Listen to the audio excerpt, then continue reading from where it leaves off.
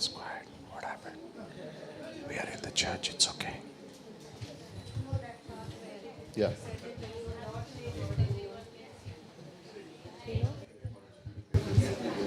Okay. Okay.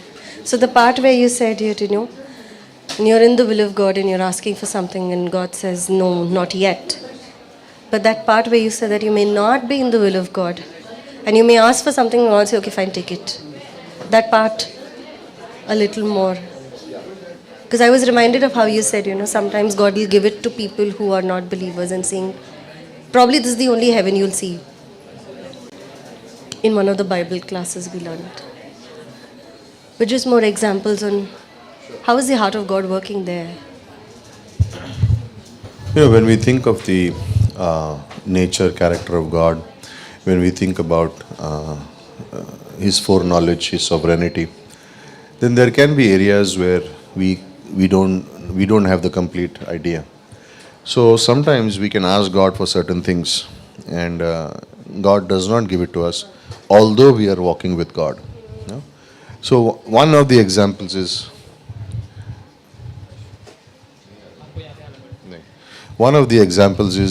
um, Paul. There's a thorn in the flesh. Now he is serving God, walking with God, but yet, in a sense, God does not answer that prayer. But he also gives him a way, an alternative, and says that my grace is sufficient for you. So that is one aspect. There are other places also. David wants to build a house for God, but God is saying no. He Nathan says yes, you are the right person. 2 Samuel chapter 7. He says you are the right man to build the house of God. And God comes to Nathan and says no, he's not. But ideally you would think he should be the guy who should build the temple for God. And he says no, your son Solomon will build it. Now David's response initially is also good. He says, who am I? I'm a humble man. Like God would consider me to make his house. That's one aspect. That's another thing. But God did not allow it. So he is in the will of God. I would sense that is exactly what should happen with David. Like, he should be allowed to build, because who better than him? But God is saying, no, you are a man of war. There is blood on your hands, so you cannot make it. And then we find, the episode with Uriah happening. So there is a wisdom there. So we don't know those things. Christ will go to the cross. It's a perfect plan of God. But should it be this way? Should it be this way, that Christ has to go to the cross? Can't it be any other way? So those are times when this is what we desire, but God does not give it to us sometimes. But there are other cases also when a person is walking outside of the will of God. Like it says the worst king is Asa and Manasseh. But Manasseh gets to rule 55 years. Israel. And it's like, why would such a wicked king, God would allow him time of repentance? God is telling Abraham, you will go into the land, but there are 400 years you have to wait. So Abraham really never, inherited the land. He saw it, but actually he was buried there, because the iniquity of the Canaanite is not complete. So they would wait for 400 years to go in. Moses would not be allowed in the tabernacle, right? In the promised land. So those are issues that are happening. But what about times when people are saying they want something which is outside the will of God, and they say, no, this is what we want to do. Sometimes God says, okay, have it your way. And then we realize, but the idea is not as a punishment. The idea is to say, okay, because if God would do exactly everything we say, then he wouldn't be, in a sense, we couldn't say he's a just God.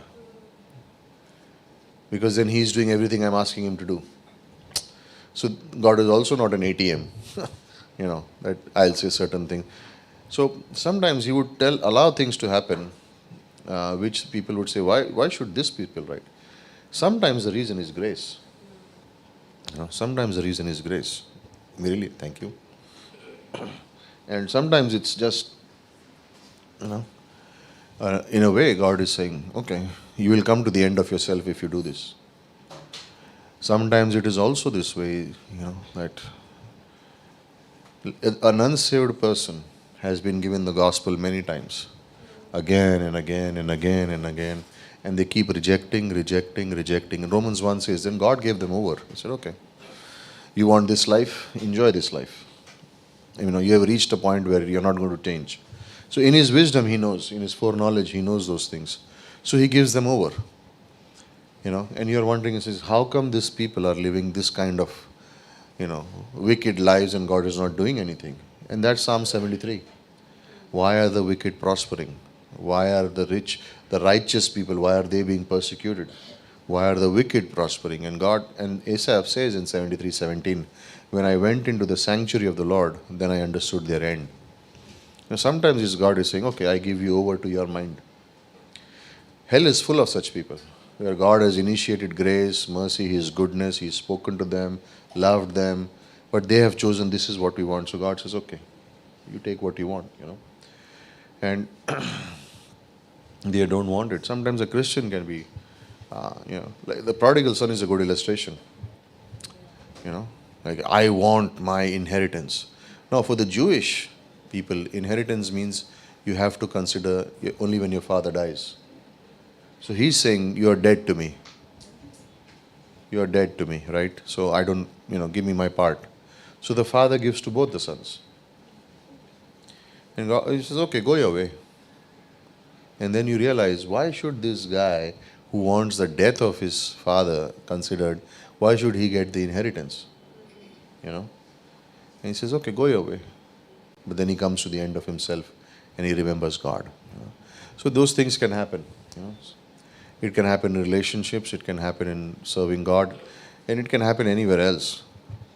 But when I'm spirit-filled, that's where the difference comes in. So when David says, you're not going to build the temple, he says, thank you, but I'll make preparations for it. Moses, you will not go into the promised land. That's okay, but I will prepare the people for it. It's a big difference. They could say, oh, forget it, man. We have done all this and then we get a raw deal, so let's walk out from here. No, they say, okay, we'll continue to serve. We won't stop serving. We won't stop worshipping God. We won't stop doing these things because anyway, who are we? Somebody sent me a picture today of a preacher who's done a message on I am. And he's written, I am positive, I am rich, I am prosperous, I am this. And they put a next picture of Paul writing there, I am wretched. He says, which is the true Christianity? Powerful picture. Powerful picture. So the preacher preaches the message, but the I am series is saying, I am rich, I am powerful, I have a possession, I have prosperity, I have this, I have that. And Paul is saying, but I am wretched. So it can happen, and many of these things do happen. So we have to think in those terms, that when I'm spirit-filled, then it's no longer I am in charge. God is in charge. Now when God is in charge, things change. Like I said, David can be upset and said, I was told not to build the temple. I have done everything in my life what God said. Forget this. It says he collected the money. He gave more. He made the plan so that when Solomon would come to the throne, then he just has to build. And David will tell him who to use, who not to use, and who to stay away from. So he didn't stop serving. In fact, when God said no, it increased his passion for God. Because he's, anyway, I am like a shepherd boy. And God has made me king. Was I worthy? Was I worthy? No. Then, glory be to God. I'll continue to do. Moses would say, I've served God 40 years. Yeah, but what about the 80 years you were doing what you wanted? So you are not going to go into the promised land. That's fine, but we'll write Deuteronomy together. God will help me write Deuteronomy, which will say, okay, preparing the people as they enter into the land. So Deuteronomy chapter 28 are the blessings and the cursings chapter. You look at those curses. Every time Israel disobeyed, one of those curses came upon them. He says, you will eat your own children, it will come to that stage. It happened in Israel. It came, that kind of poverty, famine came upon where they were forced. Those things were happening in the land. How severe can that be? It's like, why do you have to mention these things in the Bible? Because this is what God is. You know, there is a result for all those things. And that's why I thought, that of course we are going to cover all this on midweek service in different aspects. But I thought of this, like it's interesting that Ephesians 5:18 would talk about spirit-filled versus being drunk. But then it would talk about all these practical aspects of life. Your worship life, which means your walk with God, your married life, your family life, your work life, then warfare, prayer, and then of course we have to add this part of soul winning also. That those things are also, we have to be spirit filled in all those aspects and the areas of life. Because the what options do we have? I can rely on my experience. I can rely on my knowledge that I have. I can rely on my abilities. I can rely on my past. All those things I can do. But the point of the matter is, am I spirit filled today? Am I spirit filled today? If I am spirit filled today, then life is different. Then life is different. Then I'm like, okay, where is God wanting? What does God want to do in my life today? Like, do I have space for God today? I can prepare a message and be so occupied with the message that I've kept God out of the message. I can do that. And so I can make a great presentation. I can line up things upon line and but then God is left out of the message. Then what's the point of the message? Then I just told them what I thought is it the way it should be. But I didn't tell them what God thinks it should be. And sometimes you have to say things that may sometimes offend people. But you're not saying it to offend people. You're saying it because God is saying that you need to share these things. So, and nothing wrong in it. You say it because in the spirit of restoration, in the spirit of love. Remember those things: instruction, edification, conviction, conversion, communion. It's those 5 things all over again. And so, yeah,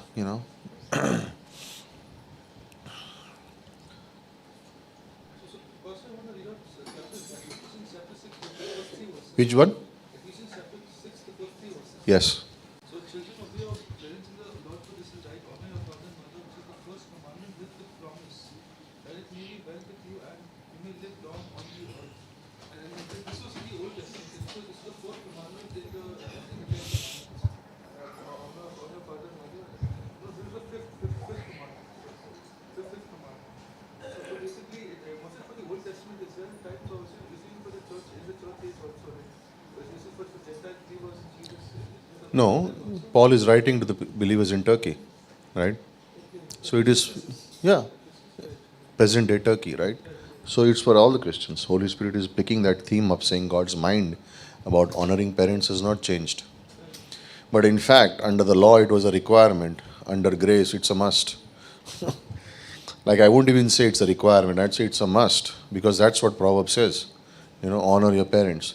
And if you don't honor your parents, you better be ready what's going to happen. Like, this is sometimes I think, and we have seen this happen, that if a child does not honor his parents or her parents, and they have children growing up in the house, guess what's going to happen in some time?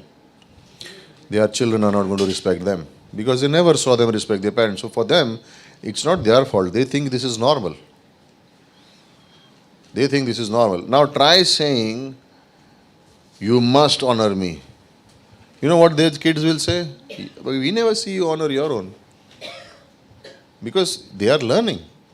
And so that's the idea. Now, here, issue what happens sometimes is, and this is where a lot of times questions come up in churches, that one spouse is a believer, one is not. Then what do you do? If one's a believer, one is not. You remain the believer, And that's one of the reasons why we talk about prayer, counseling, and all those things is important. That sometimes you do need help. How do you handle it? Every situation can be handled in love. Where there is physical, verbal abuse, which is beyond, then it is advisable sometimes to move out of the house to keep yourself safe. Because why would you want to be in that environment? You could lose your life there. But that's not biblical. Oh, it is biblical. What do you mean? But then, Pastor, this is it, the commandment with the promise, and may go well with you and you may live long on the earth. Does the promise apply even today in the New Testament? Oh. So if you don't honor your father and mother, Listen, it's not about living long. Okay? It's not about the life aspect. Whenever I not honor my parents, example, or let's say I don't honor my wife or love my children, what is the real issue? It's my relationship with God. That's the real issue. I can never worship God and not honor my parents. If I worship God honestly, then I will honor my parents. If I worship God truly, then I will love my wife. If my relationship with God is haywire, then all these problems happen. For example, a person can be well meaning, but he's taught wrong doctrine or she's taught wrong doctrine. They will not know how to respond. They may be well meaning, they may want to do the right things, but if they are not taught the right things, then what happens with them? They have a skewed view about what the Bible is saying. So they will apply their mindset and say this is what it means to justify their behavior. But does the Bible really say that? That's the question. And we never take one verse out of one verse and say, oh, this is what it means. You see what the verse is saying in other places. Like, okay, what does the Bible say about children? Okay, look at Colossians chapter 3 verse 20. See what it says. It says, children, honor your parents. Now, is that Old Testament or New Testament? So that's the point. Where does it start? There.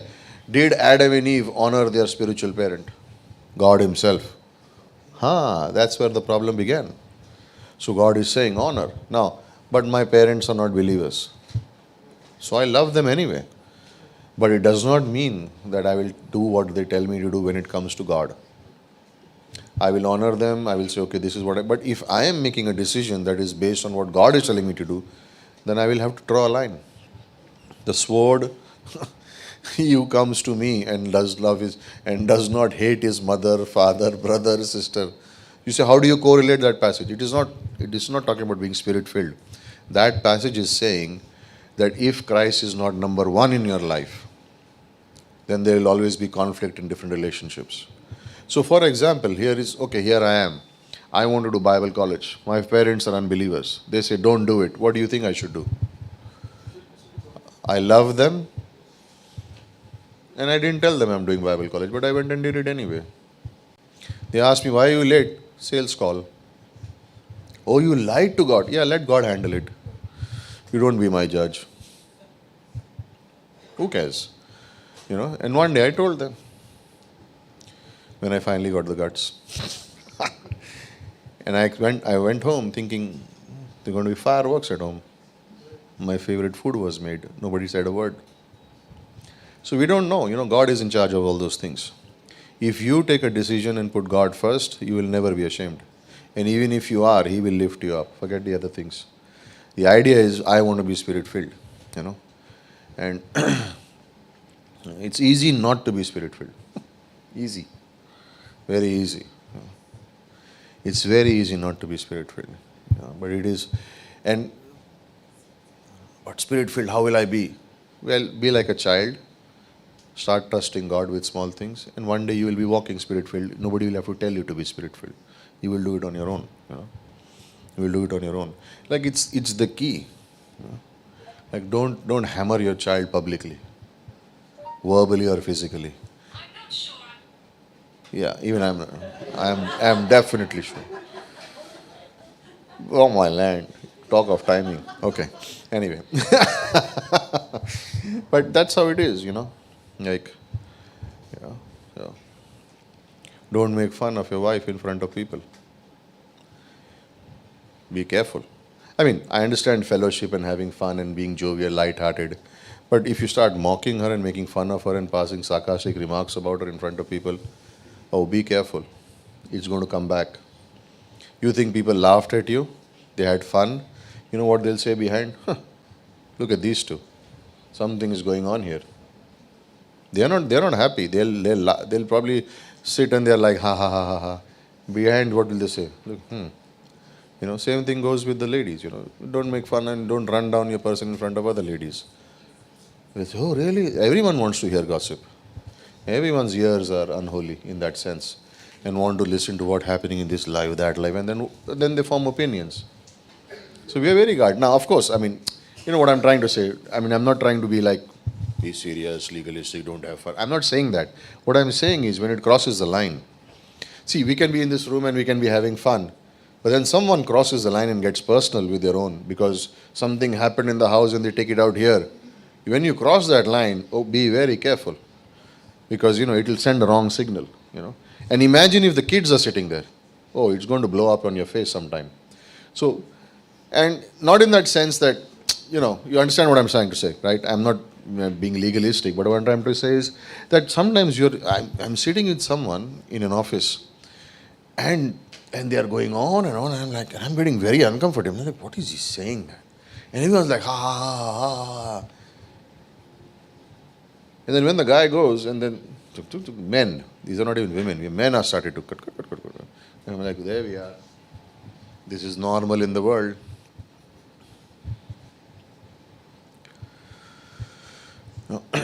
We had to be, like even in ministry, we had to be very straightforward, straight on. And we had people sometimes coming and said, oh, hi, but this is my wife.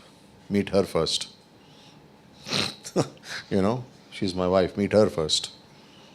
Can I talk to you? Yeah, sure. They call up and they say, I have this issue. Okay, no, let my wife handle it. It's a situation that should be handled by the ladies, not by man. Those phone calls stop. Women sending messages late night, 11:30, I have a personal issue. Tomorrow morning we'll talk. Bye. Don't answer it. I have an emergency. Sure, here's my wife. Speak to her. I'm talking of people who are immature. I'm not talking of people like, we know each other for years. I'm talking of people who are immature, who are not, not spiritually minded, but they have different agendas. And same thing with guys. You see a guy talking not nicely to your wife or some other lady, get right into their face. Keep distance. Stay away. Say it. We have done it many times. Like, don't come here again. Don't you dare come here again. Why? You're protecting. And we have to be careful. We have to be very sensitive. And again, spirit of joy, everything is there. But when people cross the line and they are not following God, then it's our responsibility to raise the level of spirituality. It's like, oh, the pastor will speak. No, everyone raise your own level of spirituality, your walk with God. You be spirit-filled and you define it. We are not at war with people, but we are loving people and we are encouraging people. But if someone is hell-bent on, trying to destroy unity or something like that, then we are saying, okay, we are in your face, a little bit.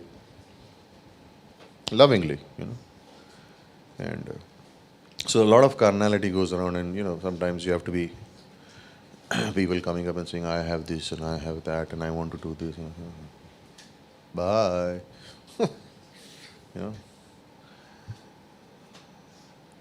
Anyway.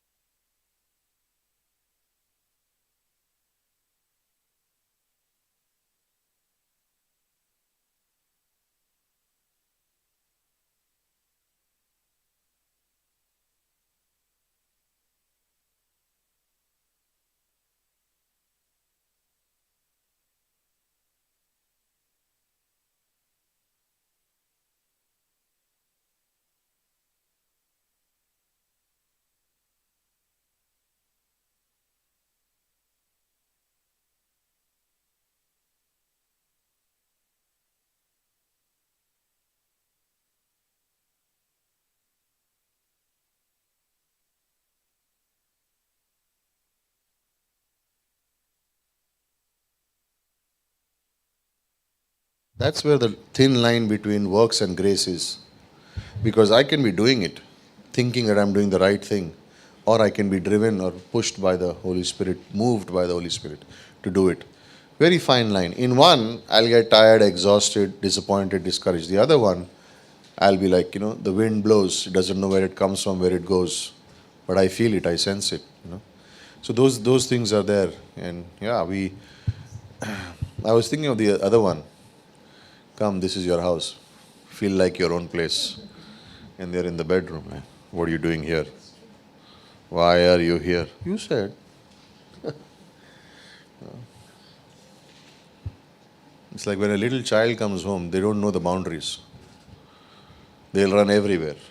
They don't know this is the bedroom. You keep every place open, they'll go there. You're like, how do I stop them?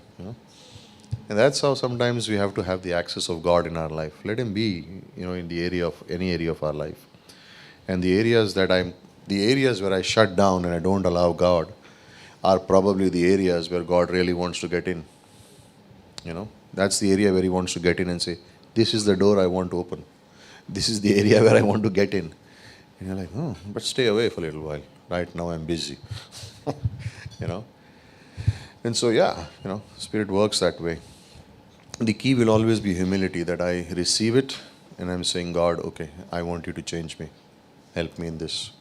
I can't handle this on my own. And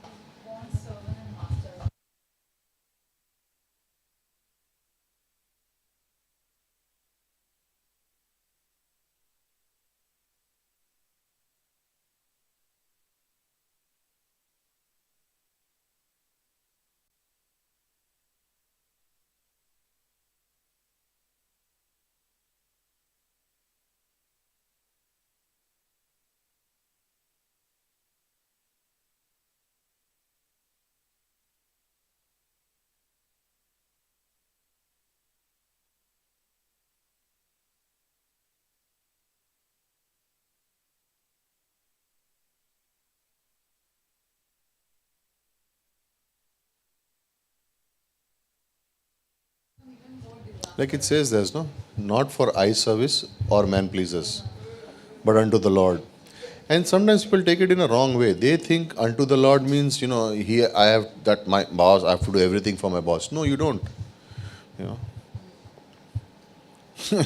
in, my, in my job, I got a big ad contract. And the guy came and said, he took me out for dinner, the ad agency, and said, in the evening, this is your cut. I said, thank you very much. I said, okay, thank you very much for your cut. So how do I give it to you? I said, deduct it in the bill. He was shocked. What? He said, what? I said, yeah. And I said, I need something else from you. They were cable contractors. For Easter from the church, I gave them Jesus film. I said, put on every cable network now. Otherwise, you don't get the contract. This is 2001. So on Easter, Good Friday, Easter, I gave them the Jesus film, like 20 copies. So all major cable networks, they went and gave them and said, please run it in the afternoon. I didn't follow up. We didn't know how many saw it. But, So he was very surprised. He said, hey, cash or? I said, no, cut it in the bill. So my boss looked at it and said, Arey. I said, yeah, you offered me a bribe and I just cut in the bill. So my boss was also surprised. You're a different person, he said. Thank you. I had just become a believer and I went to my pastor. Actually, I went to Stefan, who had led me to the Lord. And I asked him, what should I do? Because I was in debt. So it was like, it's good if I take the money. It'll pay off my credit cards. And the guy said, and I was trying to convince him. And he said, why don't you go and ask pastor? So I went and asked pastor. Said, no. But I have, no. Okay. I won't take. And so 3 weeks later, for 5 years I was following up on my dues, which never came, so I had given up. I go to update my passbook and the dues are there in the bank without me following up. And what had happened was, I had met the CEO of the company, guess where? Outside Bible College, Alice Villa. I walked out of Bible College, he was taking his dog for a walk, and I looked at him and said, what are you doing here? I said, he's a Catholic. So I said, so and so is the case. And so he said, how are you doing? I said, I'm fine. I just I enjoyed the job working with you, but 5 years no dues, so I've just given up. And I walked away. Monday morning, money was in the bank. And I turn back and say, I did not take that. And something that was shut off opened up and came back in. That's how God honors, That's how God honors. So we said, okay, good. So you might as well follow God even when it doesn't make sense, because then in the end, sometime it will make sense. So that's, small things, and everyone's gone through it, obviously. It's not like I am alone here. But all of us have seen those phases where we have said what God wants, and, we have said, okay, we'll do what God wants us to do, not what the world wants us to do. And that same boss then promoted me and then made me head of Gujarat and Maharashtra and said, your posting is in Ahmedabad because that's where the head office will be operating from. Like, yes, career, Bible college. So imagine telling my parents, I'm not going there, but I'm ending up as someone's PA. That's exactly the job I took up, so that I can do Bible college. You guys have fun in Bible college. You have one class. We used to have 4 classes every day. So if I am doing New Testament survey, it is 2 credit. So I had to do Monday and Tuesday, one class. If I was doing what I am teaching, for example, survey of doctrine, then I would have to do Monday, Tuesday, Thursday, 1 hour. So we had one class from 6 to 7, 7 to 8, 8 to 9, 9 to 10, 4 classes. So 4 books we used to carry to take notes. Anyway. You used to attend even morning, right? Yeah, 7 o'clock, Borivali, Sunshine Apartments, and then go to work. And then 7 to 9 in the night, 6 to 9, 6 to 10 in the night.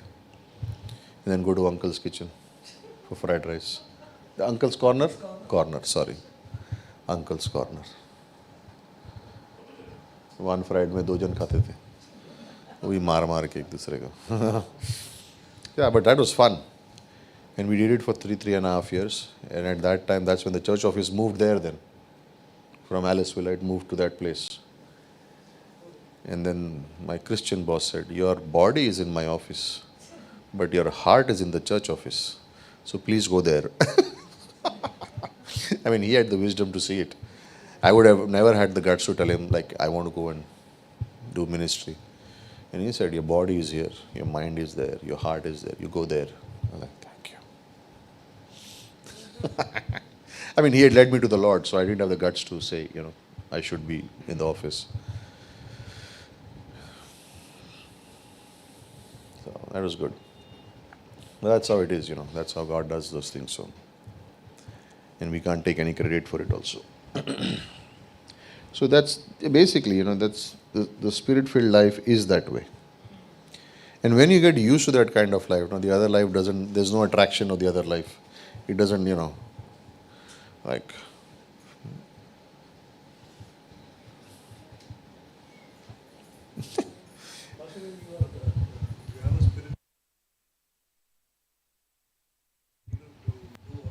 Yeah. Like we said on Wednesday, when you are spirit-filled, then you have the capacity to hear God's still small voice.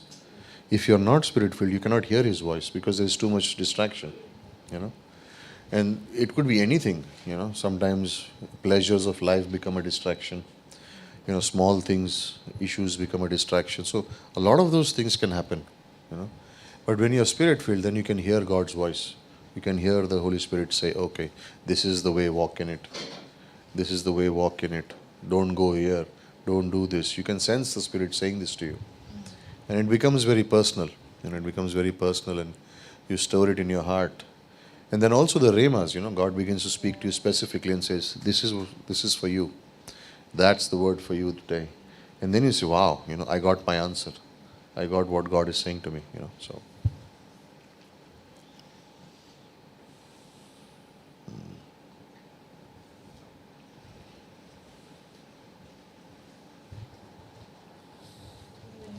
Actions of ours which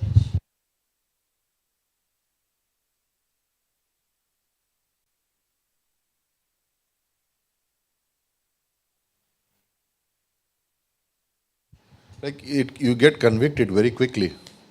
Nobody has to tell you that, what happened. And then you feel like, oh man, I messed up. And then that's where, and then we restore ourselves also very quickly. We get back with God quickly. We confess quickly. We make up with one another very quickly, We will not keep any grudges with anyone. And if there is something, then we'll go and ask for forgiveness, or we'll forgive quickly. Because that's what God wants. Why would you want to serve God with the baggage on you? You know, often we give this example of a lady in the hot sun carrying a big bag on her head, and the man offered her a lift. But when she sat in the car, she still kept it on her. Like she still held on to it. And he's saying, now you're in the car, keep it aside. You don't have to hold the whole baggage. Why do you need to hold it? And sometimes we are saying, we are saved, but I still want to take care of my stuff. And God is saying, come to me. Cast your cares upon me, I care for you. And those are the two things. It's faith and it's prayer. Those are the two ways you do it. You pray and you trust God that He will take care of it. Because if you don't have faith while you're praying, and if you don't pray with faith, then nothing works. A lot of prayer is without faith. A lot of prayer is information. Sometimes it's just like information is being given out. I did this, and this one happened, and then this one went there, and I'm like, spiritually, I'm like, what's going on, man? This is not even prayer. Sometimes it's preaching is going on. God, your word says this. God, your words. Communicate with God, talk to God. And a lot of people learn prayer by listening to us pray. People who have never been in church, they have never prayed, they will learn prayer by listening to us pray. So what they learn, remember we say, oh, they are in tongues. When they are speaking in tongues, they are all learned habits. Same thing with prayer also. If certain people are praying in certain ways because they have heard people pray in this way, and they think this is the way to pray, so I should pray like this. I have to say certain words in my prayer every time. Why? What if I go to God and pray and say, Lord, help, and then I'm quiet? But Paul says always pray in the understanding. Yeah, with all spiritual understanding. And then he says supplication, which means details. Like you are giving the details to God. But that is for private. But when you're talking in public prayer, intercession, holding, lifting people up, then the specific needs. And they say, what a lot of people say, that old time prayer, the people of prayer, their focus was primarily others. Their personal prayers were in the closet. But when they were praying in groups, their focus was others. Like needs of others, touch others, minister to others. Their focus was others. And of course you pray for yourself, but not like now this concept has got in, like, I'm praying for myself in public, but I'm not praying for others in public. And I'm like, my whole life is known to other people because of my prayer. And that's not the way it should be. I have a closet life where it's me and God alone. But when there is a public life where I'm praying, then I'm picking up needs and I'm saying, Lord, help the so-and-so, or minister to so-and-so, and pray for so-and-so. And of course, you want others to pray for you. You share and say, please pray for me. It's, how can I ask? I'm being so selfish. How can I ask people to pray for me? When you're flying in a plane, if there is a turbulence and the oxygen mask fall, they say first put it on yourself and then on others. You don't have strength, but you're praying for others. So you'll get tired praying for others also. Because you'll say, I am praying, but nothing is happening in their life. God didn't say you pray and then visibly every transformation I'll show you. Maybe you will see the answer later on. We are grateful. We want the answer to prayer for health and all those things that happen. But that life of prayer, like spirit-filled life, that's where we say, but the prayer will always be the power. The power will always come from prayer. I mean, imagine the disciples telling Jesus Christ after 3 years, Lord, teach us to pray. They didn't say teach us to preach, teach us to soul win, they said, Lord, teach us to pray. Teach us to pray. Luke 18, I think that's verse. He says, Lord, teach us to pray. Like that was their answer every time. Ask, teach us to pray, God. I think that's the answer. That's what should be our prayer also. Lord, teach me to pray. Because isn't what James is saying, you have not because you ask not.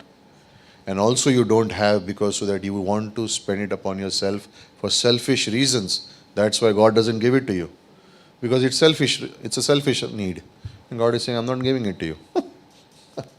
Like imagine James, and James is the first book that is written in the New Testament. And he's writing to the early church. And he's saying, you ask, you don't have because you don't ask. And sometimes you don't get because you ask amiss so that you can spend it upon your own self. So God is not answering it. Imagine saying that to new church members and saying, that's why your needs are not being met. Powerful, right? But it's true today also. It's true today also.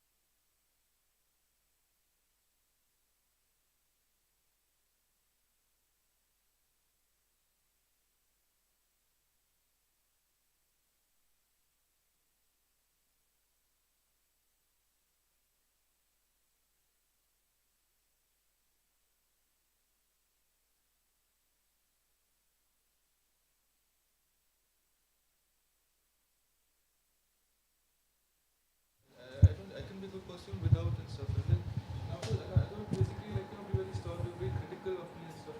Small. But I find it hard to basically let go.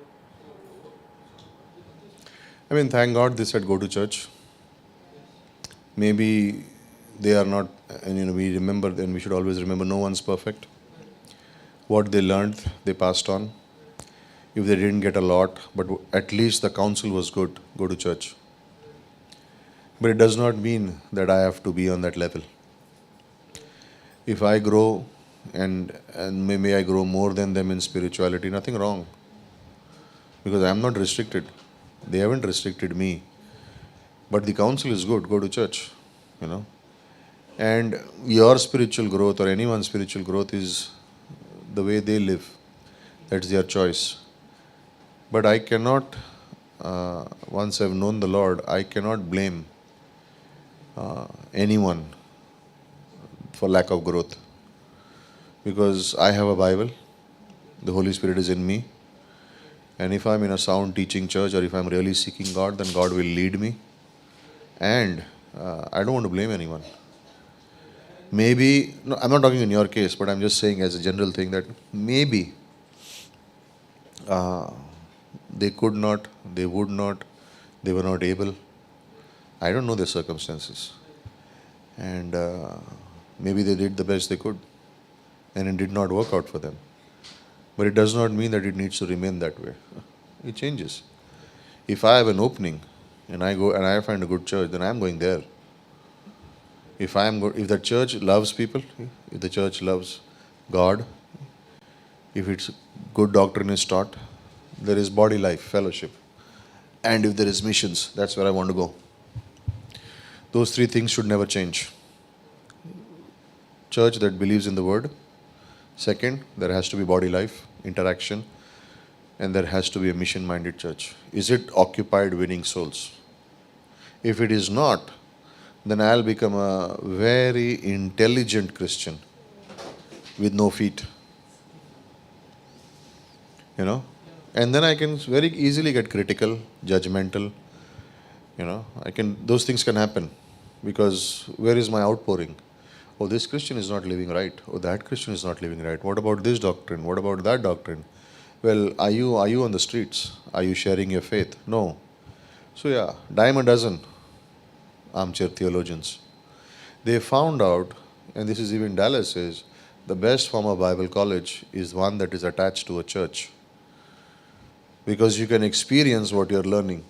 If you're in a seminary, and all the time you're just learning, nothing wrong in it, but where do you experience your life if it's not attached to a church? So they are saying that it is better that a Bible college is attached to a church so that people can learn and then be in the church, and that's where they experience it.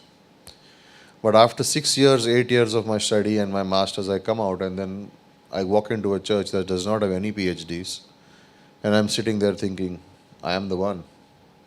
They should learn from me. But what about loving people? What about loving people? Yeah, it's good. That's what they should do. But what about you? Like I believe people should study the word. It's not. Don't restrict yourself to BTH only. But if God leads you to do a master's, then do it. If an opportunity is available to do it, do it. You know, and at this age, I would still like to do it if I get the opportunity. The only issue is time. But if you get it, then I would love to do it. You know, not for the sake of a degree, but just for study. You know. But sometimes it's not, and sometimes the BTH is enough. Yeah. Sometimes getting a BTH is also a big thing. 4 years, and then you're like.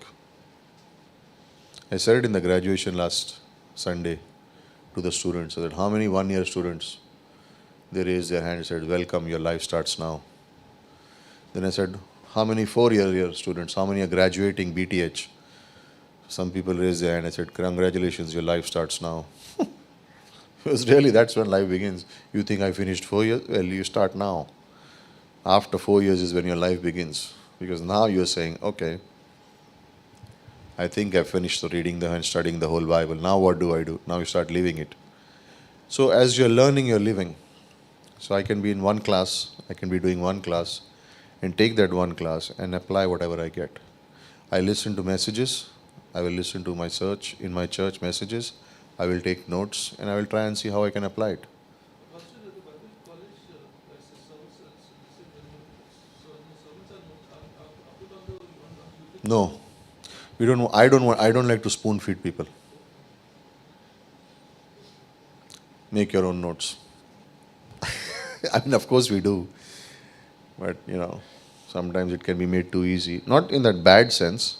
I mean, some classes you have to give out handouts and notes so that people can go back and refer to it. But I would also prefer that people listen what God is saying to them and write down in the notes what God is saying, not just everything I speak. Because sometimes you're just writing everything the teacher is saying, and God is saying something and you don't write it. So I used to have a way that I used to write things and I would circle it, which means not in class, but this is what God spoke to me. Even in my notes, when I'm taking a message or listening to someone, I will write down and put a circle next to it, so that when I read it, I know this was not said in the message, but this is what God said to me personally. So I have this marking system that I will do, and I'll write those things and I'll say, this is what made a mistake. Something if I want to study, I'll underline it. I want to study this line. I want to study what this was said. I'll put a circle that this is what I got personally while the message was going on. And sometimes I have to stop at that place and just hear, put my pen aside and just hear what God is saying and not be occupied with my notes. Sometimes I just have to stop and say, okay, he's saying something here. I rather pay attention than take my notes. And how do you know that God is speaking to you for sure? Because it's always, whenever God speaks to you, it's always what is said in the word, in the scriptures. Yeah. For that, you'll have to hear 2 messages that I did in Jan. Hearing the voice of God. It's on the YouTube. Hearing the voice of God. You have the notes for it, right? Yeah. You can take the notes from her. And she has the diagrams too. So they'll be like, you're stuck in your mind. Yeah, you can ask her for notes. But read them. Yes.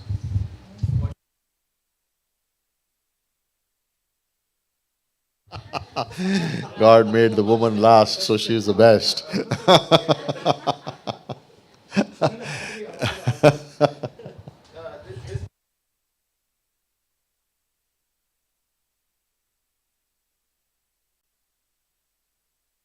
Yes. One flesh. And then the 32 verse, this mystery is great, but I am speaking in reference to Christ and church. Which mystery actually is talking about? Usually when we read this verse, this is of course, the idea behind it is that when a man and a woman get married, then it is ideally suggested that they be on their own and not, like in a joint family system, which is very strong here. The reasons behind this is, again, the idea is very normal, because if the woman comes into the house, then there can be a tussle. The mother says, I know how my son is. The wife says, but now he is my husband. I know how to take care of him. So there can be friction. Now, because of the friction, it is suggested that you move. In some cases, it doesn't happen. But then we have to be led. And then we have to draw the boundaries and say, okay, these are certain things that we won't compromise on. For example, if I'm going back into my house where others are unbelievers, then my decisions are made known to them very clearly. We are not compromising on this. Now, how is the church and Christ one? That's a mystery. The same way the man and the woman should be in marriage. Their thoughts, their ideas, they know each other so well that they can sense it now. But how will that happen if they are surrounded by others? So it is best initially when you get married to be on your own. That's when you get to know each other, more. And we many times we say that it is true that you can date a person for 5 years, but you will get to know more about the person in the first 2 weeks of marriage than in those 5 years. So never be surprised because you say, "Hare, dating mein to aisa tha, abhi to aisa hai." Like people will say, "Huh?" You don't laugh. you know. So, it's like, huh? So don't be surprised. You have a sin nature, they have a sin nature. Love is blind. It's not blind. Love is a decision. Love is blind. Then blind leads the blind and all fall in the ditch. But then when you come, so okay, here is a situation. Two people get married. They get married and the first week they're like, I didn't see this before. Maybe I should change. This one doesn't work for me. No, that's what the world does. Oh, I didn't know he snores in his sleep. Let's get a divorce. I mean, stupid. No, but these are reasons in the West that people divorce each other for snoring. He snores in the night. My sleep is disturbed, so I want to divorce him. Like, what's wrong with your mind? Your mind is divorced. And so that's stupid. So okay, so now something comes up. Oh, toothbrush marks are on the mirror. Like you're brushing so close, mudar aa raha hai. Oh, I am a clean person. I like everything spick and span. There's a paper in the floor. आटा उधर गिरा है. Mummy की रोटी round थी, इसका तो India map है. I mean, like, so what do? Now imagine you're in a joint family and you say this out. Mama, आपकी रोटी बराबर बनती थी, इसकी तो अभी सीख रही. Now guess what's going to happen in the house? War. There is going to be war outside, there is going to be war in the bedroom also. It's going to be war. Now what you've opened? You opened up a door. So, now when you're in the house and these things come up, what do? You talk, you speak, you share, and you pray together and get over it. And move on here. These are like tiny little, small little things that you're thinking about. Oh, this is only for married people, right? No, wait, I have not finished this. So these are issues, and so that's why he says, like, leave the nest. Go make your own nest for a little while. Like when Deepa and I got married, first thing we did was no TV in the house. Because I knew I'm a sports lover. I'm going to watch no TV in the house for first 2 years. We didn't get it. Everything in the house was borrowed. Like furniture. Hall was the best. We had one, she don't laugh. She knows. We had 2-3 different types of chairs in the house, in the hall. One bookshelf and anyway, ancient fridge. Anyway, okay. But here is also the issue. I was getting less time initially. Initially was not, but after that I started getting less time to be with her because of work, ministry-wise. Now she understood the call. So she said, you go do your work. That's where God has called you to. I'll manage. That put the balance in the marriage because she understood. So she's saying, you are freed up. Don't worry about me. I can handle it. So we would get like maybe, half a day sometimes together in a week or something. I mean, of course, time together, but not like really, like, 1 day away, 2 days. So we went for a honeymoon and we had to come back early because there was a picnic, a camp, which I had to be in charge of. So I had to cut short and come back. And then for 8 years, we never got to go out. In that sense, but she understood it, so there was a balance there. She knew, okay, this is the call, he has to be there. And she was with her work, and then we managed. We used to go to her house, my house. We could manage those things. But it had to be that way. So when you are submitted to God, then even these supposedly things that we are supposed to do are not happening. And not like this, all the time out. Where are you? We are here, we are there, we are here, we are there. Like, 6 years of honeymoon is going on. Like, get right, man. Come on. What is God wanting you to do in life? Get right with them. Move. And so she understood that. And she said, okay, up to you. I would be away on mission trips every other month. 6 days, 5 days, 4 days. Some days Shama would come and stay with her. Some days she would be at her mother's home. But it freed me up because I would not go on the trip feeling guilty. Imagine going on the mission field and then you're thinking guilt like, oh man, I have left her there. And so she said, we'll handle it, don't worry. And it's still been that way, So she's never come in between and said, don't do this, don't do that now. But if God's calling, this is the ministry, but then you go do there first, we'll handle the home. But that's how it has to be. So that understanding comes where? In those first 2 years. Your first 3 to 5 years of marriage are the crucial ones for your future. Your first 3 to 5 years of marriage, very crucial. Not even the first year. I said the first 2 to 3 years will take. That's where you build everything. That's where you lay the foundation. That's where you get things right. Not saying that we won't fail and we will not have trouble and we will not get into those things. I mean, of course they will happen. It doesn't mean that we never argued, we never fought, nothing. But we had a simple rule. Don't let the sun go down on your wrath. Which means before you sleep, we have to patch up. It's a deal. Who does it? My job. It's my duty.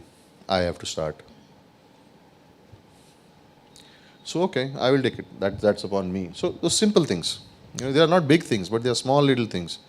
And that will turn the marriage in a different way. So, everyone's different. Everyone has their own ideas and, that's what you do. But keep it that way. Yes, Mukul, your question. Yes, so you said that there's a lot of friction which takes place between the mother-in-law and the new married couple and stuff. So and you said that the Indian No, I'm not saying it. I'm just saying this is normally what happens. Yeah. that happens a lot. And so basically in the Indian joint family, what is the best form of household formation system? I would say, that's what I was trying to say is this. If it's possible, then for a year stay out. First year. And then, The Western nuclear family system, the Indian joint family system, or the Hebrew, and the Hebrew system they actually used to build additions to the household of the parents. Like there was the family house. And then the whatever fits in your budget.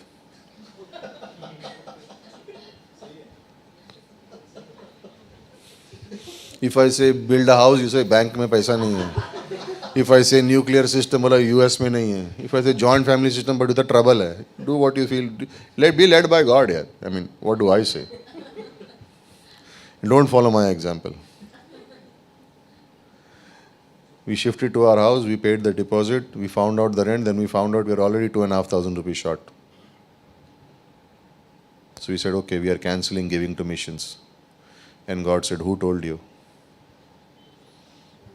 Don't you dare cancel giving to missions. So, okay. Like I find very funny people talking about this 10%. Where does it say in the Bible 10%? I mean, imagine if God deals with you that way. Bless you fully. Who says? This is New Testament. Old Testament, I had the law. I would give it to them according to. Now it's my wish. Penny pinchers. You think you can fool God? Listen, I have a very simple thing that I learned.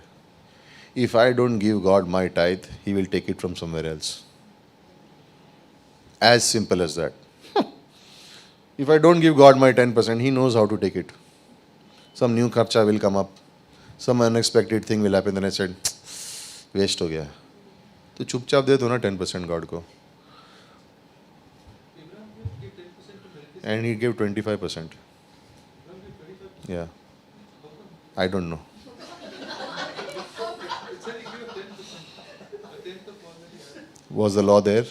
The law was not there. He said tithe to Melchizedek. How much did he leave in the Ur of the Chaldees? He was a very wealthy man. That's the point. He left everything. He was a wealthy man in the Ur of the Chaldees, and he walked. He walked with God, and he left everything. And God told him, walk in the land, and he walked 200 miles, and he didn't get the land. Right? What did he leave? Everything. Right? And we have a problem with 10%. We are getting into theology, 10%. I mean, imagine if God says, I will give you as per you give. Guess what's going to happen? We are all going to be Kangal. I mean, I have faith in God. I will do this. I will go on the mission field. पहले 10% दे. किधर लिखा है? Old Testament में, New Testament में नहीं है. I mean, those are decisions people make. I'm not going to force anyone to do it, but I'm going to tell them the truth. This is what I think. And if they like it, great. If they don't want to like it, great. If they don't want to give, great. Up to, between them and God.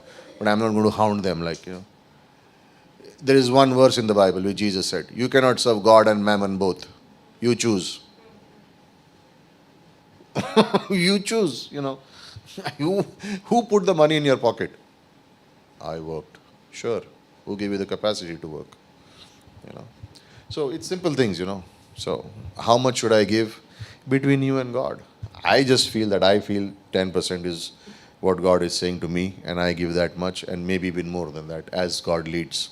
There's no restriction on God, I will bless your marriage only 10% if God says. What if God says, I'll give you everything except 10%? Maybe I'll hold back some part of my spirituality with you. I don't want that. Again, I'm not being legalistic or saying, but this is what I believe. It's what I believe. So, without pressure on anyone. Lest you think this is a tithing promotion. So yeah, simple things, it's always simple things. Okay, here's a test. Go to God and say, Lord, how much should I give you? If you have the guts, go and ask God, Lord, how much should I give you? And then what He says, do it. And watch the fun then. He will strip you and then He will bless you. And He may bless you before He strips you. Who knows? What I'm trying to say is not like He will punish you. He'll say He'll put on your heart what He thinks is right. And then you obey Him. Like, don't listen to me. Just go to God and say, Lord, what do you think I should give? And once you have put what you put in the church, then say, Lord, whom do you want me to bless? You cannot get more joy in what those things. Unbelievable joy is there. And you watch God take care of your needs. We had an Exodus house. Our first cylinder got over after 80 months. First gas cylinder got over after 8 months. It never got empty. So our house was termed as Exodus house. Literally. 8 months the cylinder lasted. How does that happen? I have no clue. Go ask God. So, small things, but you get God involved and you will see God results. You put your mind to it and you do man's things, you will get man's results. Simple. People choose. But not just the fact when Christ said that you should be a cheerful giver. Yeah.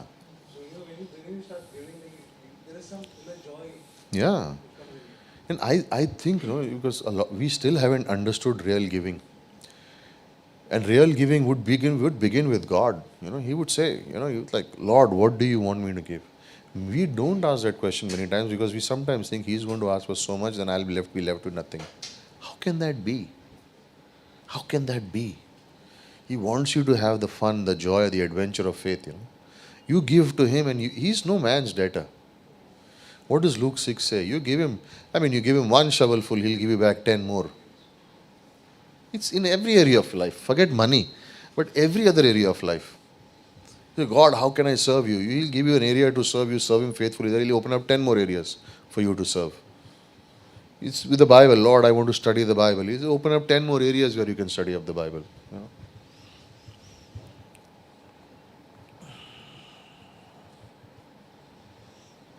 Oh man, it's 2 o'clock.